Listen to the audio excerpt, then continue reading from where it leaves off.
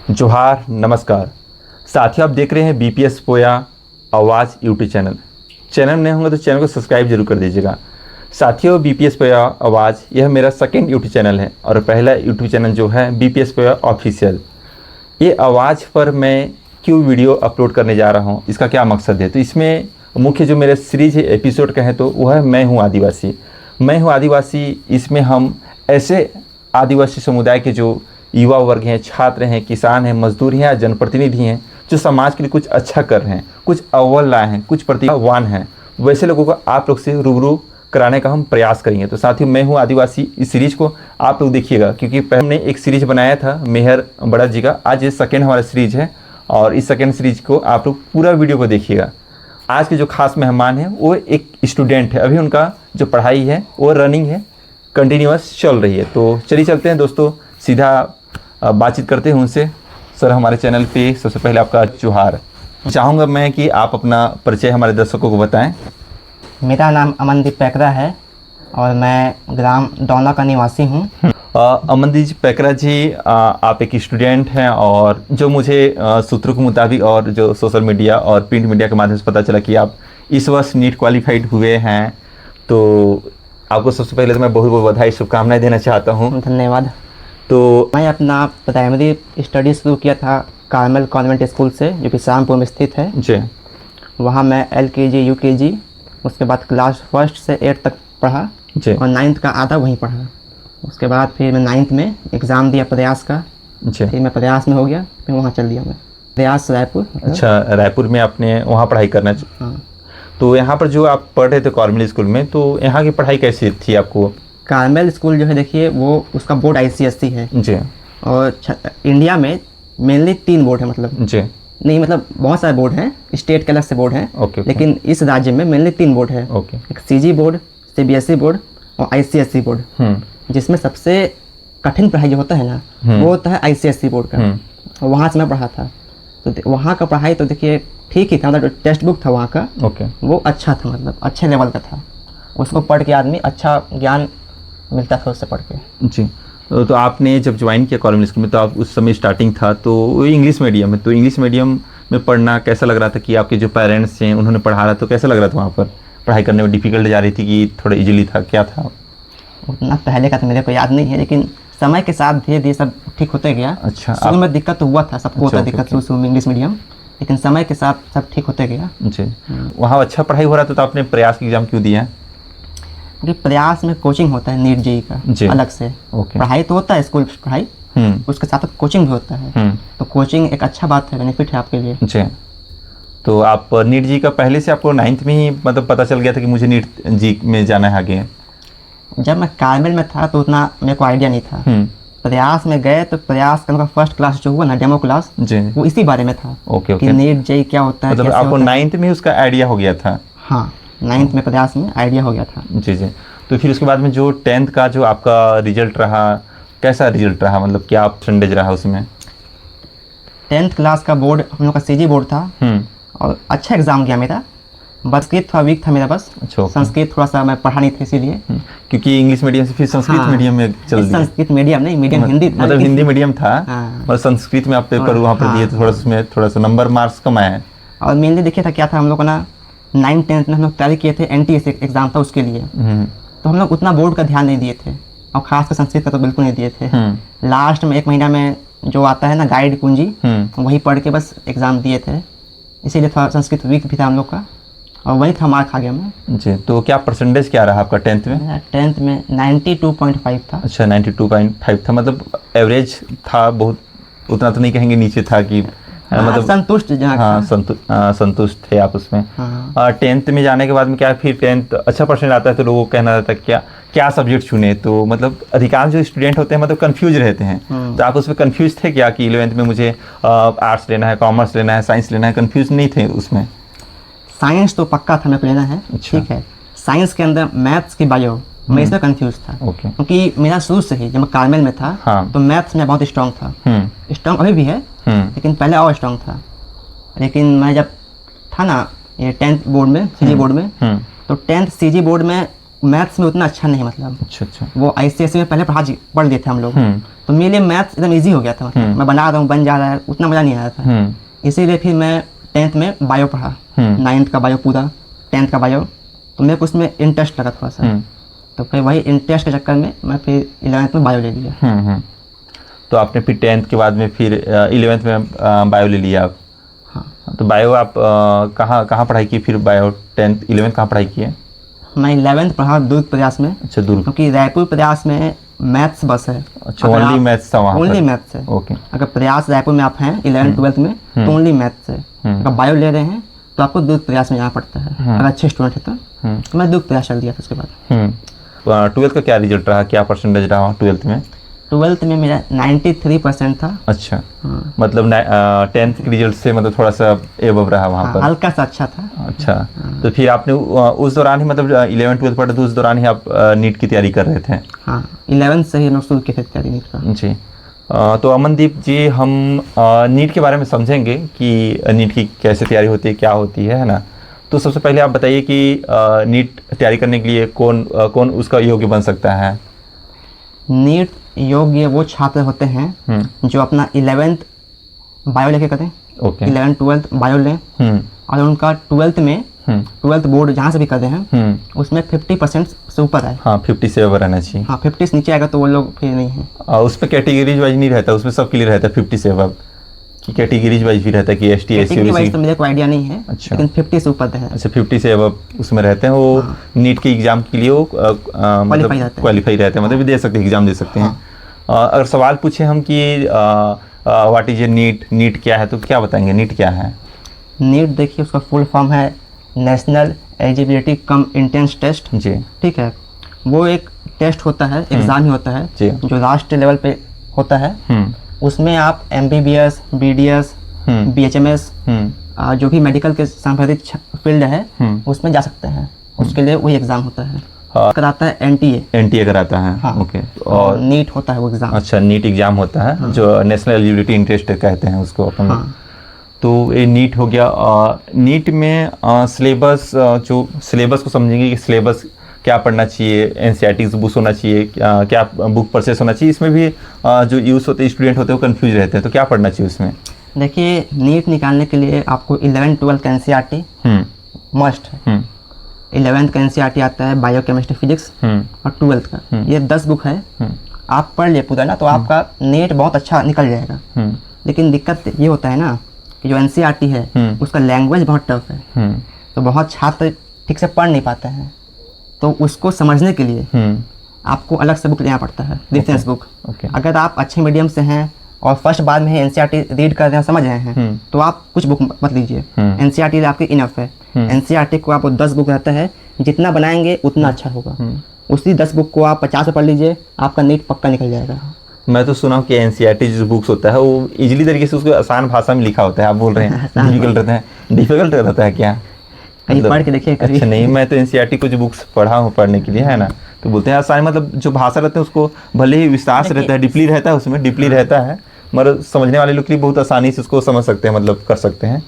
और नीट जो है, आपने जो बुक्स हैं NCERT की बुक्स पढ़ा, तो आपको कौन सब्जेक्ट इसमें ज़्यादा डिफिकल्ट लग रहा था? मतलब केमिस्ट्री लग रहा है। तो केमिस्ट्री क्या है, व्हाट इज केमिस्ट्री क्या समझ सकते हैं? केमिस्ट्री क्या है?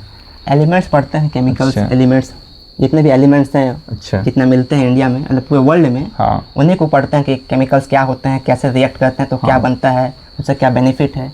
केमिस्ट्री से कुछ सवाल कर लें क्या? मॉडल जो चार्ट होता है उसका खोज किसने किया था? मॉडल चार्ट को किसने बनाया था? शुरुआती के भी नया वाला।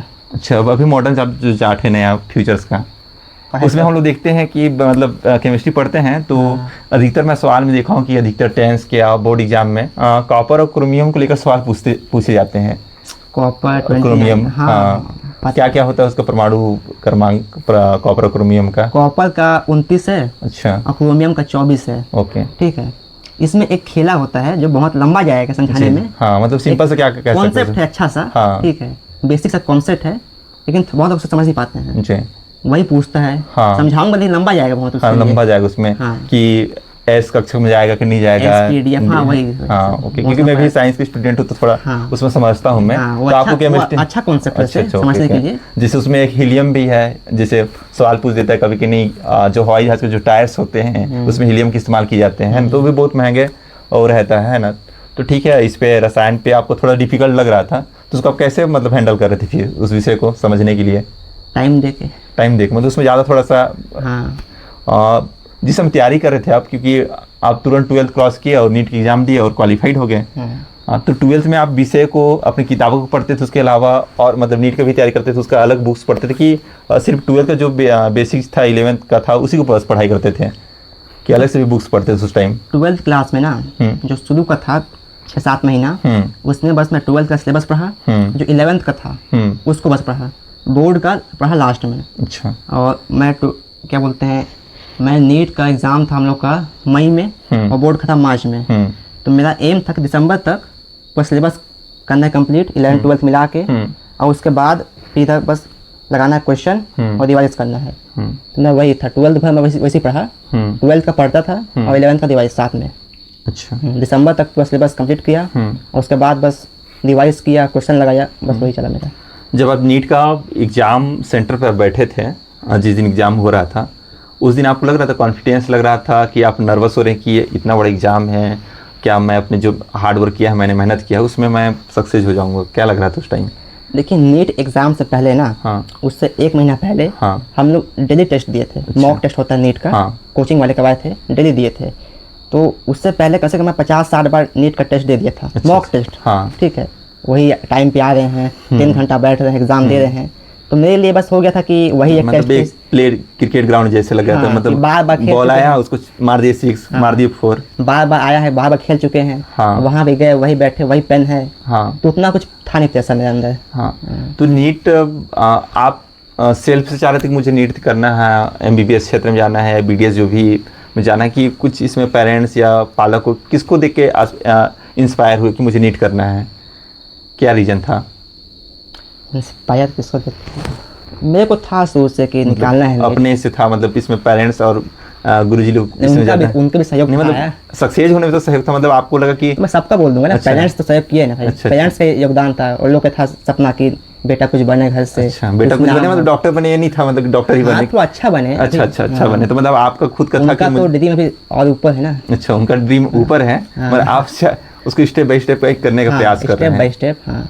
अच्छा। और जो सर लोग भी थे उनका भी था कि ये बच्चा कुछ पढ़ता है, अच्छा करता है, तो ये कुछ बने अच्छा। तो मेरे को सब लोग सहयोग दिए, क्योंकि दोस्त लोग भी थे मेरे जितने थे अच्छे खासे, उन लोग भी था कि ये कुछ बने, ताकि बताएं कि ये हमारे साथ पढ़ा है। तो एग्जाम सेंटर में आप बैठे हैं ना, तो आपको कंफर्म था कि मैं क्वालिफाइड ही हो जाऊंगा, मतलब कंफर्म था उस टाइम कि रिजल्ट आने के बाद में आपको लगा? इतना था मेरे को कि कहीं ना कहीं तो मिल जाएगा। अच्छा, कुछ नहीं कुछ मिल जाएगा, मतलब रैंक उतना खराब नहीं जाएगा, मैं कहीं ना कहीं से सेटल हो जाऊंगा मतलब। जब रिजल्ट आया, रिजल्ट किस दिन आया था? 14 जून। अच्छा, 14 जून को रिजल्ट आया, तो आप क्या कर रहे थे उस टाइम? देखिए रिजल्ट आया था 1-2 बजे। अच्छा। मैं सुबह उठा, लेट उठा था, 8-9 बजे आसपास। फिर नाश्ता किया, नहा के आया था, खाना खा के उठा था बस। और फिर फ़ोन देखा था, रिजल्ट का वेट कर रहा था। मेरे को था आइडिया कि इसे आज ही रिजल्ट आएगा इसी टाइम पे। मैं उसी का वेट कर रहा था, फ़ोन चेक कर रहा था, अचानक रिजल्ट आया। तो फिर देखा मैंने, तो फिर हो गया था। अच्छा, तो अच्छा लगा फिर? हाँ, खुशी हुआ। मतलब रिजल्ट आया, देखे तो किसको सबसे पहले मतलब सूचना की कि रिजल्ट हो गया, आ गया है, मैं पास हो गया हूँ, या किसी ने कॉल करके आपको बताया कि रिजल्ट? सूचना मैंने किया था, मेरे को बताया था एक सर। अच्छा। एक सर थे मेरे प्रयास के, प्रशांत सर। अच्छा, ओके। हाँ, वो कॉल किए मेरे को पहले। मैं देखा जस्ट, और फिर कॉल आया उनका। अच्छा, रिजल्ट आया, कितना आया, क्या आया। और जो है अभी आपका नीट का कितना रैंक आया है, उसमें आपको क्या मिल रहा है? BDS मिल रहा है, MBBS मिल रहा है, क्या मिल रहा है अभी? मेरे को MBBS मिल रहा है नीट में, जितना अच्छा रैंक है तो। अच्छा। MBBS मिल रहा है अभी, तो उसमें किसमें फिर MBBS करने के बाद में और आगे पढ़ाई, मतलब उसमें स्पेशलिस्ट बनने का भी सोचोगे उसमें? हाँ, MBBS देखिए वो जो कोर्स है ना, वो UG कोर्स है, अंडर ग्रेजुएट। उसके बाद होता है PG कोर्स, पोस्ट ग्रेजुएट। उसके बाद होता है SS, सुपर स्पेशलिटी। तो अगर मेरा तो है कि PG भी करना है मेरे को। UG के बाद PG में आप रहता है MD, MS, मेडिसिन रहता है, सर्जरी रहता है, सेंटर रहता है अलग अलग, जिसको आप चूज कर सकते हैं। तो अभी अभी यूजी करना है आपको, कौन सा कॉलेज मिला है? मेरे को अभी रांची मिला है, रेम्स रांची, रांची, झारखंड? झारखंड। ओके, झारखंड जाओगे, मतलब छत्तीसगढ़ से झारखंड जाओगे? हाँ। अच्छा, ओके ओके, झारखंड जाएंगे तो वहाँ पर आप यूजी अभी तैयारी करेंगे, तो कैसा लगेगा वहाँ पर जाने में? अभी गए नहीं है? अभी गए थे? एक बार गए थे करवाने एडमिशन। तो कब फिर ज्वाइनिंग होगा आपका वहाँ पर स्कूलिंग का? फिलहाल तो देखिए 22 सितंबर को बोला गया है। अच्छा अच्छा। कि क्लास शुरू हो जाएगा, तो देखिए अब कब होता है। ये अगर युवाओं की बात करें, जैसे कि जो नीट वाले हैं, तो नीट को लेकर ही और सवाल कर लेते हैं अपन लोग। नीट वाले जो बच्चे हैं बोलते हैं कि आप कहीं कोचिंग गए थे क्या? कोचिंग मतलब जैसे बाहर, स्टेट से बाहर कहीं कोचिंग? स्टेट से बाहर में कहीं नहीं गया। अच्छा, लोकल कोचिंग किए थे आप कहीं? बस मैं प्रयास में ही था, बस। अच्छा, प्रयास में कोचिंग था। तो बच्चे कहते हैं यार कि मतलब गांव साइड में एक माहौल बना हुआ है, जैसे अपन लोग की सरगुजा संभाग से बिलोंग करते हैं, तो अधिकतर लोग राजस्थान भेजते हैं, कोई दिल्ली भेजता है, कहीं और कोचिंग कराते हैं, काफ़ी पैसे खर्च होते हैं। तो आप एक मिडिल क्लास की फैमिली के हैं, है ना, तो कैसे उसको मैनेज किए? तो क्या करना चाहिए बच्चों को? उनको सेल्फ अपना ज़्यादा मेहनत करने की कोशिश करना कि परचेस करना चाहिए कोचिंग संस्थानों को? पहले तो अपने आप को इस साथ संभाले, ठीक है। आप कोचिंग कर भी लेंगे तो बहुत कम चांस है कि आपका हो। अच्छा। वो आपके ऊपर रहता है। हाँ। अगर आप कर रहे मेहनत तो आपका हो जाएगा, कहीं भी रहो।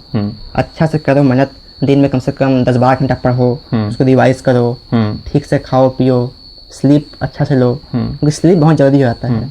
स्लीप ठीक लोगे तो आपका दिन भर ठीक रहेगा। अगर स्लीप ही नहीं लोगे तो फिर दिन भर नींद आएगा, हर शरीर सुस्त रहेगा। तो ठीक से स्लीप लो, खाओ, और कम से कम दिन में 10-12 घंटा पढ़ो। 10-12 तो मिनिमम है। 10-12 घंटा दिन में बोल रहे हो? रात में पढ़े फिर आप सोएंगे कितना टाइम? दिन भर। अच्छा, मतलब 24 आवर में? 24 आवर्स में 10-12 घंटा तो पढ़ो मिनिमम। कंटिन्यूअस अगर कर रहा है तो मतलब स्टूडेंट निकाल ही लेगा, मतलब ऐसा है 2-3 साल में। हाँ, ये बात सही कही आपकी, कंटिन्यूअस। हाँ, कंटिन्यूअस बहुत लोग क्या करते हैं ना, शुरुआत करते हैं, 3-4 दिन करते हैं, फिर छोड़ देते हैं। डर लगने लगता है उनको कि यार मैथ्स नहीं बन रहा, केमिस्ट्री नहीं बन रहा, फिजिक्स नहीं बन रहा है, पढ़ लिया, थोड़ा रेस्ट कर लेता हूँ। तो रेस्ट नहीं करना है, रेस्ट नहीं करना है। मतलब जब तक आपको जो गोल है ना वो अचीव नहीं होता है। जिसे हॉर्स घोड़े की जो रहती है कि मुझे आगे जाना है, रेस पार करना है, रेस उसके बाद ही रेस्ट करना है। हाँ, रेस के जो लकीर है उसमें हम लोग क्रॉस कर लें, उसके बाद ही वो रहें। अब ये नहीं कि सबसे आगे ज़्यादा हूँ पर आराम करता हूँ, आगे तो हूँ मैं, आराम करता हूँ, ये नहीं करना है। आपको लाइन पार करना है, उसके बाद रेस्ट करना है। तो आपको भी कभी कभी लगता था कि यार मैं मेहनत कर रहा हूँ तो मुझे भी थोड़ा सा रेस्ट कर लेना चाहिए, क्योंकि और भी बच्चे लोग ऐसे करते होंगे, तो उनको क्या करना चाहिए? उस समय आप क्या करते थे जब आपको थकान महसूस होता था? उस समय क्या करते थे? थकान तो नहीं हुआ मेरे को। मेरे को मेरे जो था जर्नी नीट का, उसमें 3-4 दिक्कत आया था, मेनली हेल्थ रिलेटेड। 11th में मेरा थोड़ा स्टमक में दिक्कत आ गया था, ठीक है। और फिर 12th में था तो मेरा थोड़ा आई वीक हो गया था। एक बार दांत में दिक्कत आ गया था। तो था मेरे को हेल्थ से हुआ था प्रॉब्लम। तो मेरे पेरेंट्स वहाँ पे मैं हेल्प किए थे बहुत। मेरे स्टमक पेन हुआ था तो मैं घर आ गया था, 1 महीना घर में रहा। घर में था, खाया पिया, क्योंकि हॉस्टल का खाना थोड़ा अच्छा नहीं रहता है, ऑयली रहता है, हाइजीनिक नहीं रहता है। फिर मैं 1 महीना घर आ गया, घर में खाया पिया, तो पेरेंट्स हेल्प किए, तो दवाई ववाई दिए, तो ठीक हुआ। फिर 12th में आँख का दिक्कत हुआ था, उसके बाद उसमें पेरेंट्स हेल्प किए। तो मैं वहाँ थोड़ा देख लिया बीच बीच में। अच्छा। बाकी उससे मैं देख नहीं लिया था। अच्छा। 10-12 घंटे तो मैं डेली पढ़ ही रहा था। अच्छा। हाँ। तो सबसे बड़ा आपका अगर उसमें देखें नीट का, तो कि कंटिन्यूसली आपने बनाए रखा, मतलब उसको छोड़ा नहीं आपने। हाँ, उसको ब्रेक नहीं मारे आपने। हाँ, ब्रेक नहीं किया उसमें। ब्रेक नहीं किया मैं उसको, जब तक अपना गोल जो था उसको अचीव किए बिना आपने उसको ब्रेक ही नहीं किया। दिक्कत मेरे को आया तो मैं थोड़ा, मेरे पेरेंट्स और फैमिली और फ्रेंड जितने थे वो सपोर्ट किए मेरे को कि नहीं आपको उठना है। मैं कम भी लो भी हुआ तो मैं कहीं घर में बात कर लिया, चाहे वहाँ दोस्त लोग थे उनसे बात कर लिया, तो लोग सपोर्ट थे दिए मैं बहुत टाइम पे। जब भी मैं लो हुआ कहीं भी, कि लो तो होता है आदमी ना, आदमी तो इतना होता नहीं है, परफेक्ट होता नहीं है, बस पढ़ रहा है नहीं, कहीं लो तो आता ही है। तो वहाँ पे मेरे फ्रेंड्स और फैमिली मेम्बर सब सपोर्ट किए पूरा, कि आप वहाँ लो मत कीजिए, सब होता सबके साथ, आपको उठना पड़ेगा यहाँ से। अगर नीट के जो बच्चे अगर देखेंगे वीडियो, तो उनको आप क्या सुझाव देना चाहेंगे कि नीट अगर कैसा तैयारी करना चाहिए, उसको 2-3 बिंदु में आप बताने का प्रयास कीजिए। देखिए, नीट का तैयारी आपका मेनली शुरू होता है 9th से ही। 9th आप आओगे तो 9th-10th का जो बायो पढ़ते हो, क्योंकि आप 11th-12th में 9th-10th वाला ही उसको अच्छा से पढ़ते हो। हाँ, और डीपली पढ़ते हो। हाँ, थोड़ा सा डीपली पढ़ते हैं उसको। तो 9th में आप इंटरेस्ट बनाओ, इंटरेस्ट जरूरी है। ये नहीं कि बस नीट निकालना है, बस बोल दिए और दिमाग में नीट निकालना, इंटरेस्ट है ही नहीं, तो पढ़ने का मन नहीं करता है। इंटरेस्ट लाओ अंदर से कि आप पढ़ना है, बनाना है, मजा आता है। इंटरेस्ट लाओगे तो आप धीरे धीरे उसको एंजॉय करोगे, फिर मजा आएगा। क्योंकि आप बस पढ़ोगे दिमाग में नहीं आएगा, क्योंकि आप NCERT 10 बुक को पूरा पढ़ना उतना आसान काम नहीं है। हाँ। तो इंटरेस्ट बनाओ शुरू से 9th-10th से ही बेसिक। 9th-10th में आपको थोड़ा अच्छा लगेगा तो 11th-12th में आप थोड़ा अच्छा रहोगे ऊपर। मतलब 4 ईयर का जर्नी अपन लोग कर सकते हैं। मतलब हाँ। 4 ईयर करेंगे तो थोड़ा सा ज़्यादा मेहनत उतना नहीं करना पड़ेगा, मतलब ज़्यादा हार्ड जैसे कि अपन लोग किसी और के जैसे मेहनत करें तो उस टाइप को नहीं करना पड़ेगा। मतलब नॉर्मली जैसे लाइफ स्टाइल जो जी रहे हैं, जो चल रहा है वैसे ही अपन लोग आराम से क्रैक कर सकते हैं। आप 9th-10th में था बेसिक करते रहो, हाँ। बेसिक क्लियर रखो। हाँ। अब 11th में डायरेक्ट बोलोगे नीट करूंगा एकदम अलग से तो तुरंत नहीं हो पाएगा। हाँ 11th-12th या 12th में आप बोलते 11th हैं। में समझोगे कैसे पढ़ना है। हाँ। 12th में फिर टाइम निकल जाएगा। तो 9th से समझ जाओ कैसे रिवाइज करते हैं, कैसे सोते हैं। एक हैबिट जो बनता है ना वो बिल्ड करना शुरू 9th से होता है। वो बिल्डअप होना चाहिए मतलब उसके अंदर में, ताकि 11th-12th में आप बिल्ड ना करो, वहाँ बिल्डअप रहे। हाँ। जैसे आफ्टर 12th के बाद में जो बच्चे कोचिंग जाते हैं नीट के लिए तो वो बेस्ट रहता है नहीं रहता है, मतलब पहले उनको तैयारी करना चाहिए कि अब बाद में जैसे करते हैं तो क्या ईयर्स बीत जाता है, 2-3 साल 4 साल, फिर उसके बाद फिर घर बढ़ जाते हैं चाहिए उसमें। अगर आपको देखिए कोचिंग जा रहे हो तो आपको नीट निकालना तभी जा रहे हो तो आपका गोल 12th में रहेगा होगा कि नीट निकालना होगा। तो आप 12th में ना आप थोड़ा सा बेसिक जो क्लियर रखो, क्या सिलेबस है, कितना है, मैं कर सकता हूँ, कितना मैं कितना आटा में कितना पानी में हूँ, कितना उसमें हूँ, और देख लो शुरू में ही। तो अगर आपको लग रहा है कि मैं निकाल सकता हूँ, मेरा मार्क्स है, बस दिमाग है, मैं पढ़ना चाहता हूँ, तो आप कोचिंग जा सकते हो। कि बहुत बार होता है बहुत लोगों का कि फर्स्ट बार में नहीं हो पाता है तो प्रेशर हो जाता है उन पर, फर्स्ट हो नहीं पाता है बहुत लोग का, तो ड्रॉप कर सकते हैं 1 साल। अगर आपको यकीन है अपने ऊपर, आप चाहते हो मेहनत करना। अगर कुछ है ही नहीं कि मेरे को करना ही नहीं मेहनत तो फिर क्यों जा रहे हो? अगर है तो फिर जा सकते हो। हाँ नीट को लेकर, नीट में हिंदी मीडियम और इंग्लिश मीडियम 2 मीडियम हैं, और तो 2 मीडियम में कौन सा बच्चा अगर आपको लगता है कि अगर तैयारी करे तो कौन पहले ऊपर जाएगा, कौन ज़्यादा फास्ट या रन कर सकता है? क्योंकि आप हिंदी मीडियम के बच्चे रह चुके हैं और इंग्लिश मीडियम के भी, तो आप तो दोनों मिक्स रहे हैं। और हिंदी मीडियम का बच्चा अगर तैयारी करना चाहते हैं क्योंकि इंग्लिश में ज़्यादा कोई मतलब रहते हैं उसमें, तो हिंदी मीडियम के भी क्वेश्चन आएंगे, मतलब हिंदी मीडियम से भी कर सकते हैं नीट, ऐसा नहीं है। तो क्या रहेगा उसमें? नीट क्वालिफाई करने के लिए मीडियम जरूरी नहीं होता है, ठीक है, मीडियम जरूरी नहीं होता है। लेकिन MBBS होता है पढ़ाई, जो अच्छे बुक हैं, जो बाहर से अच्छे बुक हैं MBBS पढ़ाई के लिए, वो मेनली इंग्लिश में आते हैं। तो आप अगर चाहते हो कि मैं अच्छा डॉक्टर बन सकूं आगे जाके, तो आप इंग्लिश को ना सीखते रहो कि जल्दी इंग्लिश जरूरी है टाइम पे। अभी के टाइम पे इंग्लिश जल्दी हो आता है। तो आप अगर हिंदी मीडियम के हैं, मेरे बहुत दोस्त जो प्रयास में थे दुर्ग में, वो थे हिंदी मीडियम के, वो लोग ना 11th-12th में सीखते गए था इंग्लिश हल्का हल्का। जो NCERT लोग हिंदी का भी लिए हैं और लिए इंग्लिश का भी। हिंदी वाला पढ़ रहे हैं, जहाँ पे वर्ड कठिन लग रहा है वहाँ पे इससे पढ़ रहे हैं, यहाँ पे उससे पढ़ रहे हैं, मतलब वो लोग शुरू से ही इंग्लिश बिल्ड कर रहे हैं। और हिंदी मीडियम से हैं तो आपको थोड़ा एक्स्ट्रा एफर्ट डालना पड़ेगा। तो उसमें मतलब इनका कहना है मीडियम मायने नहीं रखता है। हिंदी मीडियम वाले लोग को भी, क्योंकि इंग्लिश जरूरी है, क्योंकि डॉक्टर्स बनना है, डॉक्टर्स में सब मेडिकल जो क्षेत्र है इंग्लिश का रहता है, उसको प्रायोरिटी इंग्लिश को देना चाहिए। हाँ कि आगे जाके इंग्लिश काम आएगा। अच्छा, फ्यूचर्स के लिए इंग्लिश काम आएगा। अमनदीप जी, काफ़ी हम लोग बातचीत कर रहे थे नीट को लेकर, तो बच्चे कुछ सवाल आएंगे तो उसको क्वेश्चन करेंगे कमेंट्स बॉक्स पर। तो हाँ, मुझे जो जानकारी मिली है कि आप लोग जो आपके पेरेंट्स हैं, पेरेंट्स कहें तो पेरेंट्स में तो माता पिता दोनों आते हैं, और जब आप छोटे थे उस दौरान ही आपके माता जी का पेनवास यानी स्वर्गवास हो गया, तो क्या इससे आपके जो पेरेंट्स हैं और उसके बाद में जो आप लोग के साथ में जो घटना होने के बाद में आपको कैसा उस समय लग रहा था कि कैसा लाइफ कैसे आगे और बढ़ सकें? देखिए मेरी मदर मतलब एक्सपायर तब हुई जब मैं 3 साल का था। मेरे को उतना तो आइडिया नहीं उस टाइम, मतलब उतना तो दिमाग नहीं था मेरे अंदर, तो उतना मेरे को उसका याद नहीं उतना कि तब क्या था सिचुएशन घर का, क्योंकि मैं जब 3 साल का था। उसके बाद जब मैं बड़ा हुआ, पढ़ाई शुरू की बिशामपुर में, तो वहाँ मेरे पापा मेरे को, मतलब हम लोग को, मैं था, मेरी बहन थी और मेरी थे बहन लोग, और लोगों को पढ़ाए साथ में 8 तक। मेरे उसमें पापा का रोल था, मतलब वहाँ हम लोग खाना बना रहे हैं, स्कूल देख रहे हैं, पहुँचा रहे हैं, उनका था। तो कभी आपको ऐसा नहीं लगा कि माँ हमारे साथ नहीं है? क्योंकि माँ का ममता जो होता है वो हमेशा बच्चों के साथ में रहता है, तो कभी आपके जो पिताजी उन्होंने ममता को कमी होने नहीं दिया? कभी ऐसा फील हुआ कि नहीं हुआ? मतलब उतना नहीं हुआ, मतलब वहाँ हम लोग थे बिशामपुर में, तो मेरी बहन लोग भी साथ में आते थे मेरे शुरू से ही। तो एक मतलब मेरे को कभी कुछ हुआ तो उनसे बात कर लिया, मैं पापा से बात कर लिया, तो उतना तो मैं मिस नहीं किया उनको।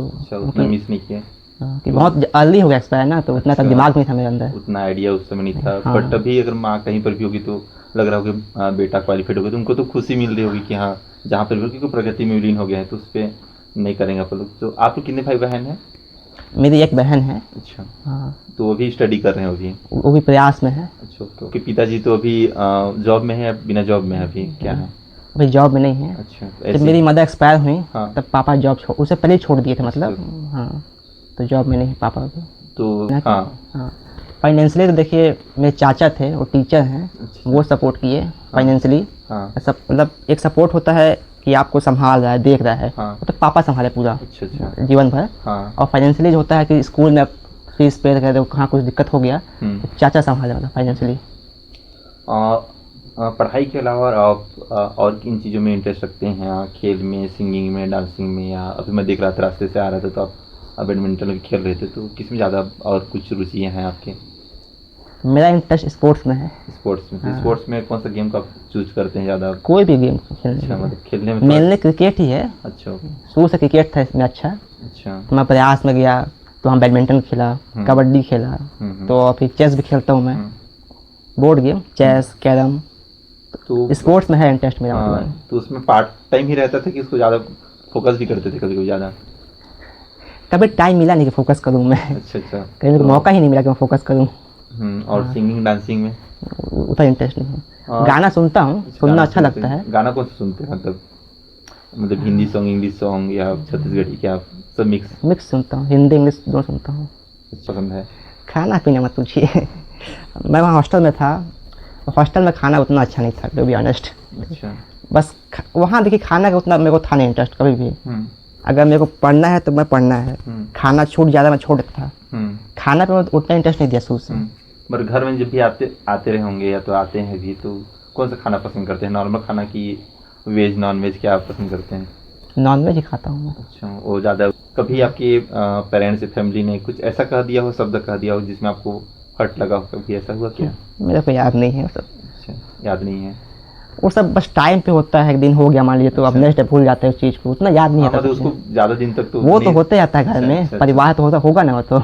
कभी किसी बात का बुरा लग गया तो वो बस टाइम पे होता है, फिर नेक्स्ट डे आप सुबह उठे भूल गए कल क्या हुआ, छोड़ो आज देखो क्या करना है। तो आपने साइकिल चलाया है? साइकिल चलाया हूँ। अच्छा, और हम ड्राइव भी करते हैं, गाड़ी भी चलाते हैं क्या? बाइक सीखा था इस साल ही, नीट के बाद ही। अच्छा, नीट के बाद ही सीखे, मतलब पहले बाइक नहीं सीखे थे मतलब? ट्राई किया था एक दो बार, अच्छा, ट्राई किए फेल हो गया था उसमें। साइकिल चलाने में क्या कैसा आनंद लगता है उसमें?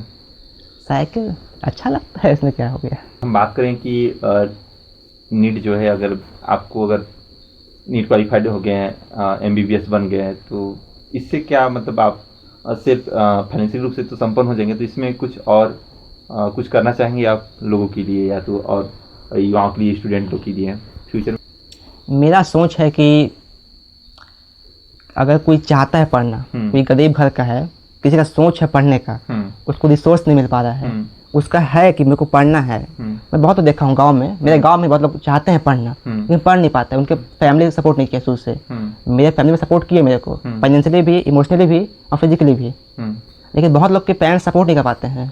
मेरे गाँव में बहुत सारे लोग हैं जिनके पेरेंट्स सपोर्ट नहीं किए उनको। प्रयास में था मैं, वहाँ बहुत लोग के पेरेंट्स लोग चाहते हैं पढ़ना लेकिन परिवार में उतना वो नहीं है, लोग उतना सपोर्ट नहीं कर पाए। तो कोई चाहता है कि मेरे को सच्चे मन से करना है कुछ, नीट भी नहीं, चाहे मेरे को JEE करना है, UPSC करना है, कुछ अच्छा बनना है ज़िंदगी में, तो ज़िंदगी से आगे ऊपर जाना है, कुछ अच्छा करना है, तो उनके लिए मैं अच्छा करूँगा कुछ। अच्छा, फ्यूचर्स में अगर अगर कोई मेरे को बोल रहा है कि मेरे को तो हेल्प चाहिए फाइनेंशियली, मेरे को करना है, स्पार्क है, तो उसके लिए हेल्प करूँगा मैं, कहीं भी किसी को भी बताता भी हूँ, किसी को कुछ करना हो अच्छा तो बताओ मेरे को, गाइड कर सकता हूँ क्या कर सकते हो आप। तो वो है, करने का तो है सोच, लेकिन जिनको करना है, बहुत लोग ऐसा होता है जिनको करना ही नहीं है, उन पे टाइम वेस्ट क्यों करना है। वो सोशल मीडिया को लेकर ज़्यादा उसमें समय देते हैं, तो जो पढ़ने वाले स्टूडेंट उनके लिए क्या सोशल मीडिया बेनिफिट्स पहुंचाता है या लॉस करता है? क्या सोशल मीडिया में लोगों को टाइम बिताना चाहिए अभी जो जनरेशन अगर स्टडी कर रहे हैं उनको? सोशल मीडिया के लिए जैसे फेसबुक है, इंस्टाग्राम है, यूट्यूब है। देखिए मेरा मानना ये है ना कि हर सिक्के के दो पहलू होते हैं।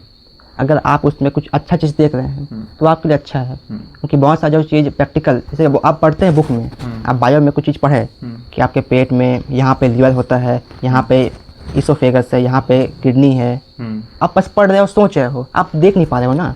तो बहुत सारे सब यूट्यूब में है, फेसबुक में है चैनल जो दिखाता है उसको प्रैक्टिकली 3D में दिखाता है मॉडल। तो आप अगर उसका अच्छा ही उपयोग कर रहे हो तो आपके लिए अच्छा है। लेकिन दिक्कत ये होता है कि आज का जो है ना जनरेशन, वो इसका अच्छा उपयोग कर नहीं पाता है। बहुत कम लोग हैं जो अच्छा उपयोग कर पाते हैं। तो इसको आप कैसे यूटिलाइज कर रहे थे? सोशल मीडिया को कुछ टाइम दे रहे थे उसमें भी? मतलब देखिए, प्रयास में नियम था कि फ़ोन अलाउ नहीं था। तो मैं देखिए 12 तक तो फ़ोन नहीं रखा था। 12 एग्ज़ाम के बाद फ़ोन रखा, नीट के पहले। तो वहाँ बस डाउट्स क्लियर किया मैं अपना। कि सर लोग जो थे ना, वो लोग डाउट, मतलब आप बैठे कुछ बना रहे हो, क्वेश्चन बन नहीं पाया, डाउट आ गया है, आप कहाँ पे जाओगे? सर लोग तो वहाँ हमेशा थे नहीं डाउट्स क्लियर करने के लिए। तो मैं फ़ोन खोल लिया, डाउट्स देख लिया कि ये क्वेश्चन था, यहाँ से बना नहीं, कैसे नहीं बना। वो डाउट्स देख लिया, फिर आगे बढ़ गया। तो मेरे फ़ोन वो था कि डाउट सॉल्व करना है मेरे को। तो बताया कि आपके चाचा ने फाइनेंशियल रूप से सपोर्ट किया, आपके पेरेंट्स ने सपोर्ट किया। और टीचर का नाम लें अगर, तो किस टीचर का आप नाम लेना चाहेंगे हमारे वीडियो पे, जो आप सबसे ज़्यादा उनसे मोटिवेट हुए या तो इंस्पायर हुए उनसे? Ajay sir. Ajay sir. Ajay sir कहाँ पर है अभी? नहीं पता कहाँ पे है अभी। नहीं, मतलब कहाँ पढ़ाते थे आपको? प्रयास में? 10th प्रयास में थे हम लोग के, मैथ्स। हाँ, मैथ्स के टीचर। तो क्या उनका क्या बात लगा आपको कि मतलब क्या अच्छा लगता है उनका? वो बहुत अच्छे आदमी थे, काम, कूल, कंपोज। क्योंकि वो वीडियो देखेंगे, अगर देख लिए तो बोलेंगे हाँ हमारा बेटा है यहाँ पे, स्टूडेंट है। अजय सर देखिए ना, जो एग्ज़ाम होता है जैसे नीट हो गया, जेई हो गया, यूपीएससी हो गया, एनटीएससी, जितने भी एग्ज़ाम हैं जो होते हैं ओएमआर वाले, उनको निकालने के लिए एक तरीका होता है। ठीक है, कोई भी एग्ज़ाम हो तरीका होता है, सिलेबस क्या है, कैसे पढ़ना है, क्या पढ़ना है। तो अजय सर थे हम लोग के लिए, वो तरीका सिखा दिया हम लोग को। जितने भी लोग थे हम लोग वहाँ पर रायपुर में, वो तरीका सिखा दिए कि कोई भी एग्ज़ाम उसको निकालते कैसे हैं। तो मैं ना इस साल नीट के अलावा CGPAT, CGPET, CGPPST और आइजर, नाइजर, ये 5 एग्ज़ाम दिया था। तो CGPET, PAT और PPST सब में मेरा ST में रैंक फर्स्ट था। ठीक है, और आइजर में मेरा ST रैंक था 18 और नाइजर में था ST रैंक 7। तो मैं नीट के अलावा भी ये 5 एग्ज़ाम निकाल दिया फर्स्ट अटैम्प्ट में ही। ठीक है, तो ये मैं निकाल क्यों पाया? क्योंकि वो सर गाइड किया था हम लोग को कि कोई भी एग्ज़ाम हो, कोई भी एग्ज़ाम उसको निकालते। तो स्पोर्ट्स भी अच्छे थे, हम लोग साथ में क्रिकेट मुझे बहुत खेले हैं। तो वो सब फील्ड में अच्छे थे। जैसे अच्छा आदमी था, मतलब काम, कूल, कंपोज। उनका तरीका बहुत अलग था, बात करने का स्टाइल भी, कैसे बोलते हैं, सब कुछ अच्छा था। उनसे बहुत इंस्पायर हुआ मैं। अच्छा, अभी कहाँ है नहीं पता मेरे को, लेकिन अच्छे सर थे। तो अजय सर के लिए बहुत बहुत थैंक यू सर। आप जहाँ का कहीं पर भी हो, वीडियो देखिएगा तो कमेंट जरूर कर दीजिएगा। जब आप मरीज रहते थे यानी पेशेंट, तो उस समय दूसरे डॉक्टर के पास जाते थे, अब स्वयं पढ़ाई करके आप डॉक्टर बन जाएंगे। आप कुछ डॉक्टर से मिले थे, उस समय आपको डर लगता था जैसे इंजेक्शन लगाने में या मेडिसिन खाने में, और आप उसी काम को कीजिएगा, तो क्या डिफरेंट दोनों में क्या लगेगा आपको? जब मैं बचपन में छोटा था तब कोई बीमार हुआ तो मेरे फादर जो थे वो भी था, पढ़ाई किए हैं डॉक्टरी का। तो जब भी मैं बीमार हुआ बचपन में तो वही मैं इलाज किए, गोली वोली दिए, तो वही मैं इलाज करते थे। मैं कभी किसी डॉक्टर के पास नहीं गया हूँ। और जहाँ तक बात कही आप सुई लगाने का, तो मैं कभी सुई बहुत कम लगा मेरे को। कुछ हुआ भी है मेरे को बीमारी तो गोली खा के अलग ठीक हो गया था मैं। तो उतना मैं नहीं था डर कि डॉक्टर से एकदम डर लगता है सुई लगा देंगे, वो कुछ था नहीं मेरे अंदर। अमनदीप जी, आपसे हमने नीट को लेकर, नीट के सिलेबस क्या होते हैं, नीट की प्री प्लानिंग तैयारी कैसी होनी चाहिए, नीट में कौन कैसे कैसे सवाल पूछे जाते हैं, नीट में मैथ्स क्या है, इंग्लिश क्या है, केमिस्ट्री क्या है, तमाम विषयों को लेकर, अंग्रेजी का कितना प्रायोरिटी होनी चाहिए, तमाम विषयों को लेकर हमने आपसे बातचीत की। बातचीत करने में बहुत अच्छा लगा आपसे। और जो भी हमारे जो दर्शक हैं, नीट को लेकर जो भी सवाल रहेंगे तो और भी हम फिर पुनः इंटरव्यूज़ का ले सकते हैं। और मैं चाहूँगा कि अमनदीप जी, अंतिम में आप हमारे जो दर्शक हैं उनको आप कुछ संदेश देना चाहेंगे तो अपने हिसाब से आप संदेश दे दीजिए। संदेश तो यही होगा, जो आपके दर्शक हैं अगर युवा वर्ग के हैं, कि ज़िंदगी में कुछ अच्छा करो, मतलब कुछ भी करो, यदि कि मेडिकल ही करो, कुछ भी करो, आप नीट निकालो, चाहे जेई करो, चाहे स्पोर्ट्स में जाओ, चाहे संगीत सीखो, पेंटिंग करो, कुछ भी करो, कुछ अच्छा करो, अच्छा बनो।